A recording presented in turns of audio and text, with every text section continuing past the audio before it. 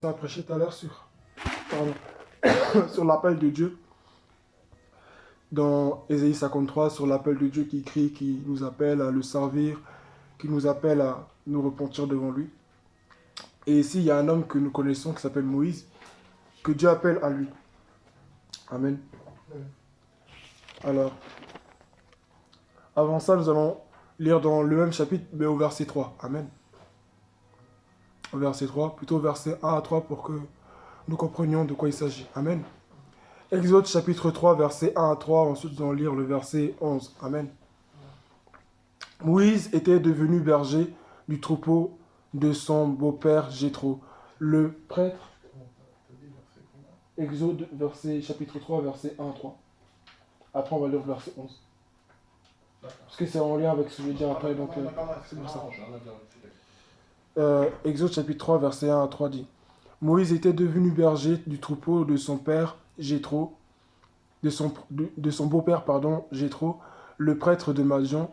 Il conduisit le troupeau derrière le désert et vint à la montagne de Dieu, à Horeb.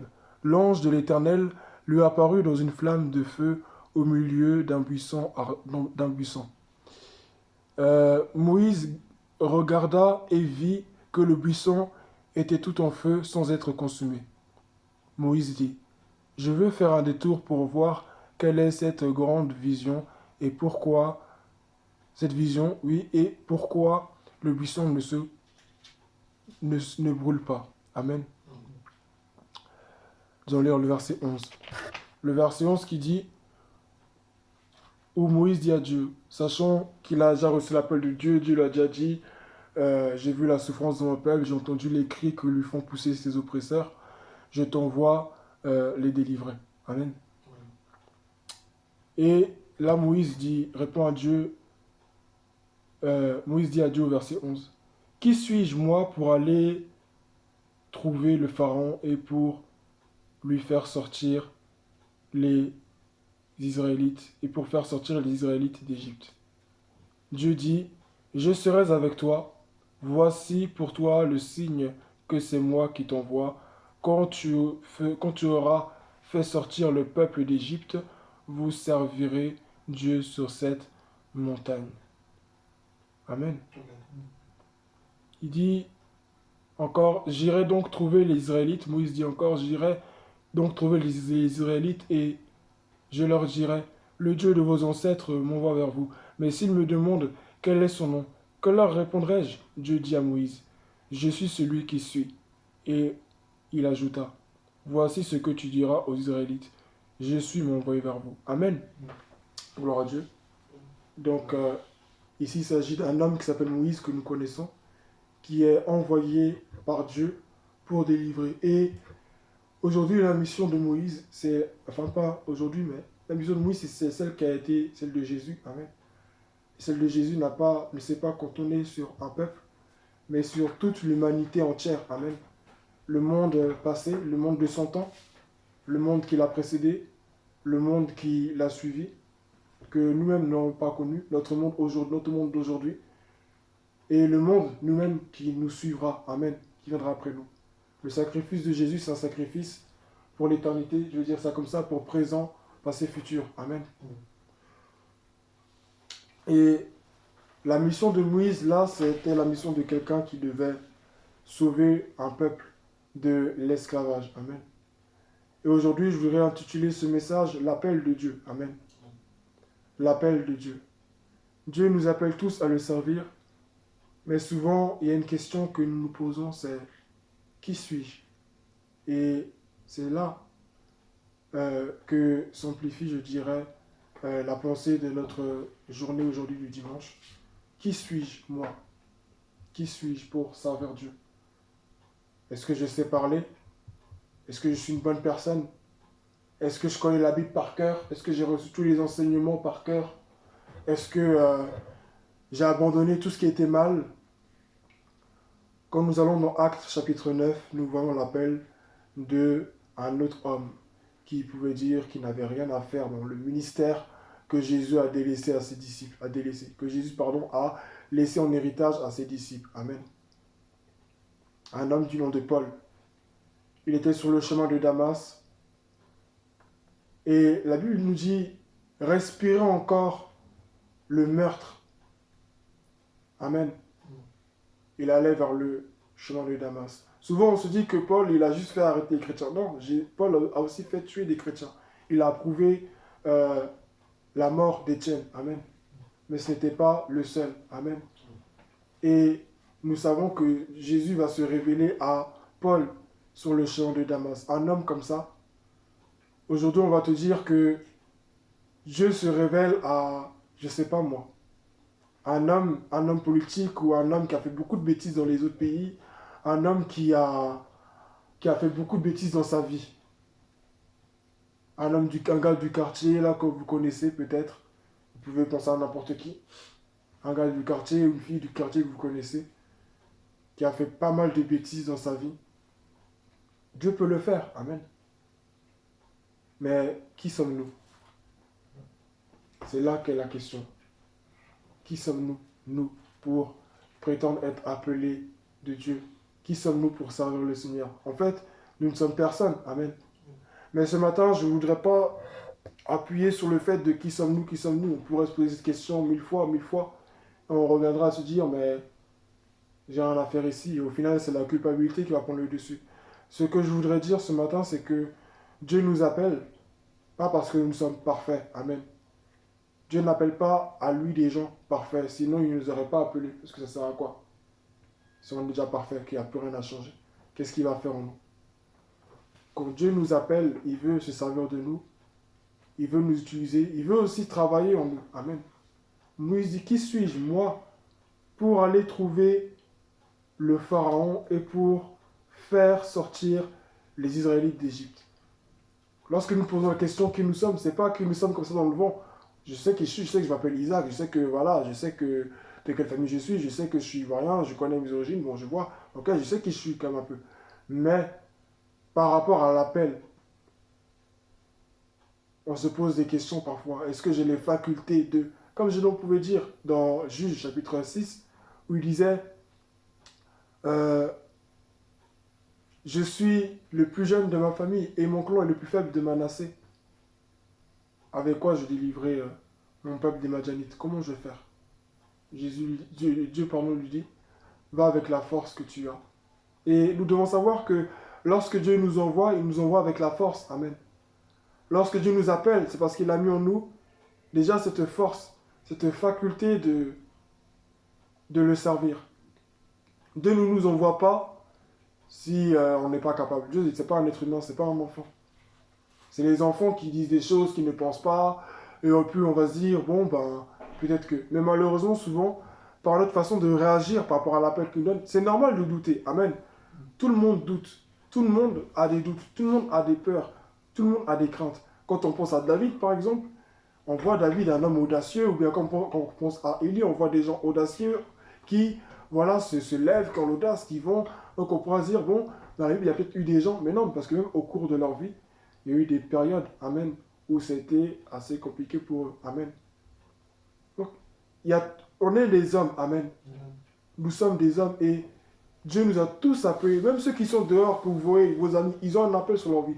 Tout le monde est appelé de Dieu. Tout être dans cette terre a l'appel de Dieu sur sa vie. Mais souvent, quand on parle de l'appel, on pense que c'est juste être pasteur, prêcher, prophète, chantre, des trucs comme ça. Non, l'appel de Dieu, c'est le service, en fait. Amen. Quand on parle de ministère, on parle de service. Nous avons dans le monde le ministère de l'économie, le ministère de la santé.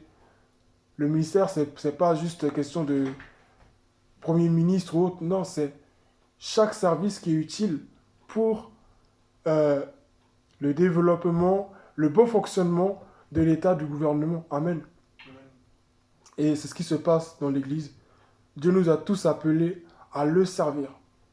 Aujourd'hui, nous, on est là, dans cette maison, on chante, on prie, mais demain, là, nous allons nous retrouver. À quoi est-ce que nous allons servir? Amen. Et même dans la vie de tous les jours, à quoi est-ce que nous servons réellement quand nous nous analysons? À quoi est-ce que nous servons? Qui sommes-nous? Que faisons-nous? Je ne parle pas forcément du fait d'être connu tout le monde. Tout le monde va dire, ah, c'est lui qui est passé là, ah, c'est lui qui a fait ça. Non, même pas. C'est pas de ça dont il s'agit. Mais dans les choses même toutes simples, les choses même qui paraissent viles, sans importance, est-ce que nous servons Dieu? À quoi est-ce que nous servons réellement? Vous voyez, dans l'Église, malheureusement, j'ai l'impression que il y a beaucoup de choses que les gens ne veulent pas appeler des ministères parce que pour eux, le ministère, c'est chanter, c'est prêcher, c'est évangéliser dehors, c'est prophétiser, c'est se tenir derrière un pupitre et puis parler. Non, Dieu nous appelle à le servir. Et là où mon message se centre, c'est vraiment que non seulement Dieu nous appelle à le servir, et premièrement, nous pouvons douter. Amen. Parce qu'on est des hommes. Dieu t'appelle, tu es là face à la grandeur de Dieu, à waouh. Et puis tu te regardes toi et tu te dis, tu te regardes ton humanité, tu regardes tes faiblesses, tu regardes ton corps physique, tu regardes ta personne. Tu te dis, mais moi je peux pas faire ça. Mais quand Dieu maintenant te parle et qu'il te dit, je suis avec toi, comme Gédéon, quand il dit, je serai avec toi, pardon, tu les vaincras, comme il s'agira d'un seul homme. Quand on voit Moïse lui-même, Amen. Moïse lui-même, avec la mer rouge, les plaies, tout ce que Dieu a fait. Dieu n'envoie jamais quelqu'un comme ça et puis il le laisse et puis c'est fini. Même si des choses arrivent, Dieu n'abandonne jamais. C'est pour ça qu'il faut qu'on se confie en lui. Psaume 125 nous dit ceux qui se confient en l'éternel, on l'a chanté tout à l'heure, ceux qui se confient en l'éternel sont comme le mont Sion. Pourquoi il compare ceux qui se confient en lui à une montagne? Pourquoi il nous compare à une montagne? Dans ce passage de Psaume 125 que j'allais lire aussi, il y a cette comparaison. Nous compare, nous, êtres humains, à une montagne. Sachant qu'une montagne, tu ne peux pas la déplacer. Tu auras beau taper dedans, c'est toi qui vas te faire mal c'est toi qui vas te faire mal en plus en frappant dedans. Une montagne, tu ne peux pas la déplacer. On peut monter sur une montagne. On ne peut pas déplacer une montagne. On peut essayer de faire des graffitis dessus parce que voilà, c'est un objet. On peut essayer de faire des graffitis dessus, on peut essayer de... Bon. Mais on ne peut pas changer une montagne. La montagne, elle reste sur place, elle ne bouge pas. Et c'est ce à quoi Dieu veut qu'on ressemble ce matin. Il faut que dans les difficultés, dans les moments difficiles, lorsque même nous qui sommes frères ici, on dira entre nous, non mais ce que tu fais c'est bizarre, non mais je comprends pas, non mais il faut que toi tu restes là où Dieu t'es sûr que Dieu t'a mis. Et ça c'est même pas une question de ministère, même dans la vie de tous les jours, à l'école. Tu sais que toi tu veux aller dans telle filière, dans tel truc, ou par rapport au travail, ou même par rapport à certains amis, ou plus tard même par rapport à la femme que Dieu va te donner. Il faut qu'on soit ces gens-là qui sont fermes. Et c'est pas une question seulement d'être homme ou d'être... Non, non, non. C'est pas une question d'être homme. Ça n'a rien à voir. Mais c'est le fait de rester ferme sur ce que Dieu t'a dit, sur ce que Dieu veut de toi. Et pour ça, il faut être en contact avec Dieu, comme Moïse. Et être en contact avec Dieu, c'est vrai, bon, on peut dire ça dépend de nous, parce qu'il faut prier, on doit prier, d'accord, mais pour que Dieu se révèle à nous, on ne peut rien faire pour ça. Amen. On ne peut rien faire pour dire, là je veux voir une lumière, là je veux vraiment... Non, je vais prier pour ça, c'est pas mauvais. Mais Dieu se révèle lui-même. Quand Dieu se révèle, il le fait lui-même. Quand on le chante, Dieu n'est pas obligé d'envoyer sa présence ici. Il n'est pas obligé. Mais s'il le fait, c'est parce qu'il en a envie. C'est tout. Il le fait parce qu'il en a envie.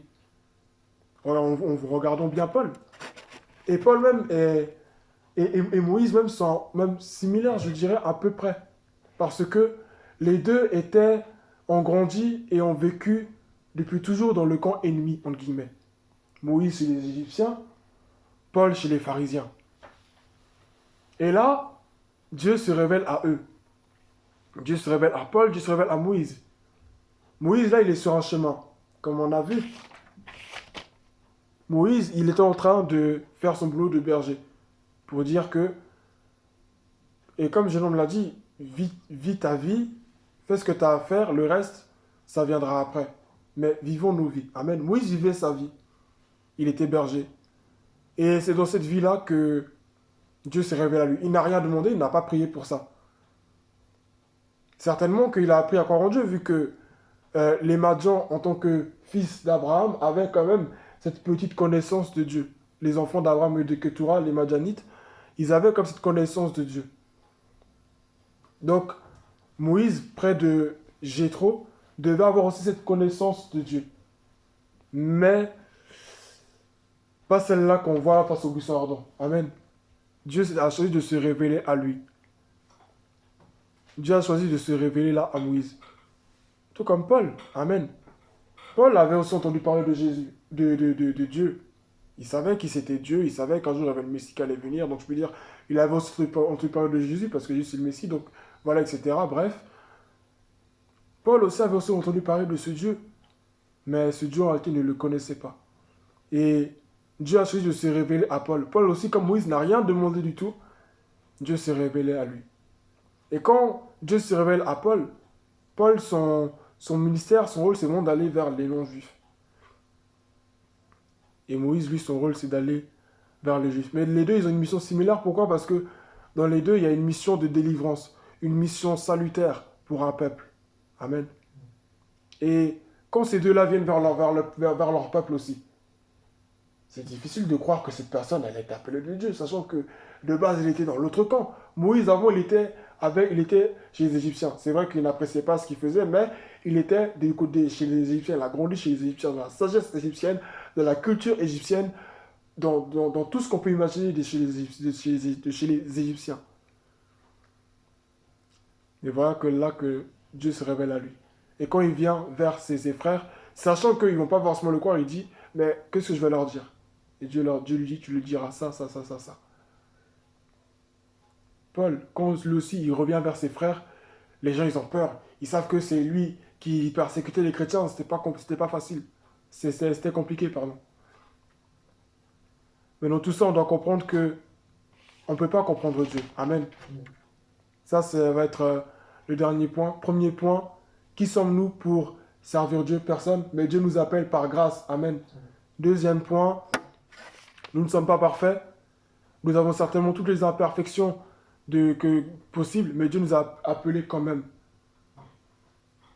Et Dieu nous a appelés pour sauver des personnes. Ça, c'est le deuxième point. Le troisième point, et par lequel je vais finir, c'est qu'on ne peut pas tout comprendre. Amen. On voit ici au verset 3, Moïse dit, je veux faire un détour pour voir quelle est cette grande vision et pourquoi là, le buisson ne brûle pas. Ici, quand on parle de détour, on pense que c'est le fait d'aller faire un tour. Non, Moïse voulait s'approcher de plus près, en fait. Moïse voulait savoir le fonctionnement. Parce qu'il a, comme avec toi on l'avait vu, en Égypte, il y a la magie.